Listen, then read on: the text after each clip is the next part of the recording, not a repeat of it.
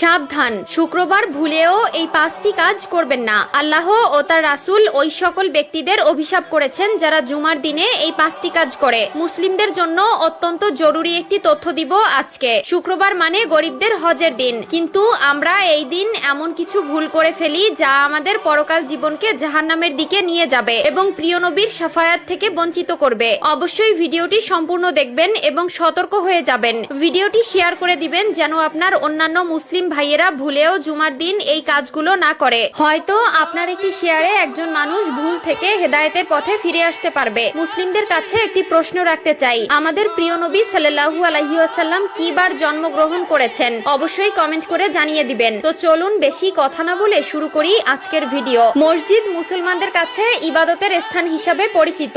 এরপরও আমরা মসজিদে এমন কিছু কাজ করে থাকি যা মসজিদের পবিত্রতা নষ্ট করে। তাই মসজিদের পবিত্রতা রক্ষার জন্য কোরআন হাদিসে নিষিদ্ধ বিষয়ের উপর লক্ষ্য রাখা উচিত। 1 নম্বরে কোনো নামাজি অন্য নামাজিকে উঠিয়ে দিয়ে বসা যাবে না। রুদ্দুল মুখতার 630। মসজিদের ভেতরে প্রতি ওয়াক্ত নামাজ একই স্থানে আদায় করার জন্য কোনো লোক নির্দিষ্ট জায়গা রাখতে পারবে না। 2 নম্বরে রয়েছে মসজিদে হারানো বস্তু তালাশ করা যাবে না, কারণ মসজিদে দ্বীনের কথা বা কাজ ব্যতীত অন্য কোনো কথা বা কাজ করা নিষেধ। মিশকাত শরীফ 654। হযরত আবু হুরায়রা রাদিয়াল্লাহু তাআলা আনহু হতে বর্ণিত, রাসূলুল্লাহ সাল্লাল্লাহু আলাইহি ওয়াসাল্লাম বলেন, তোমাদের কেউ যদি মসজিদে হারানো বিজ্ঞপ্তি দিতে শুনে তাহলে সে যেন বলে, আল্লাহ তোমাকে ওই জিনিস ফিরিয়ে না দিক, কেননা মসজিদ এই সকল কাজের জন্য নির্মাণ করা হয়নি। মুসলিম শরীফ 568। 3 নম্বরে মসজিদে দুর্গন্ধময় কোনো জিনিস খেয়ে বা নিয়ে প্রবেশ করা নিষেধ। মিশকাত শরীফ 655। রাসূলুল্লাহ সাল্লাল্লাহু আলাইহি ওয়াসাল্লাম বলেন, যে ব্যক্তি দুর্গন্ধযুক্ত খাবার খায় সে যেন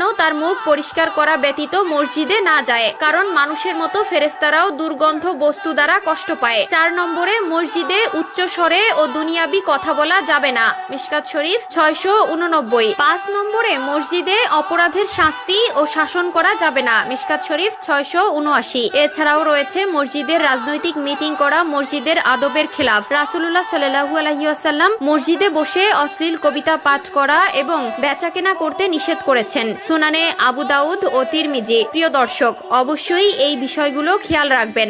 মসজিদে আপনার দ্বারা যেন কেউ কষ্ট না পায়। মসজিদ হলো আল্লাহর ঘর। আমাদের অধিকাংশ মুসলিমরা দিনের 5 ওয়াক্ত নামাজ আদায় না করলেও শুক্রবার জুমার দিন ঠিকই নামাজ আদায় করে, আর এই দিন এই ভুলগুলো সবাই করে থাকে। আল্লাহ আমাদের সবাইকে সঠিক বুঝ দান করার তৌফিক দান করুক, আমিন।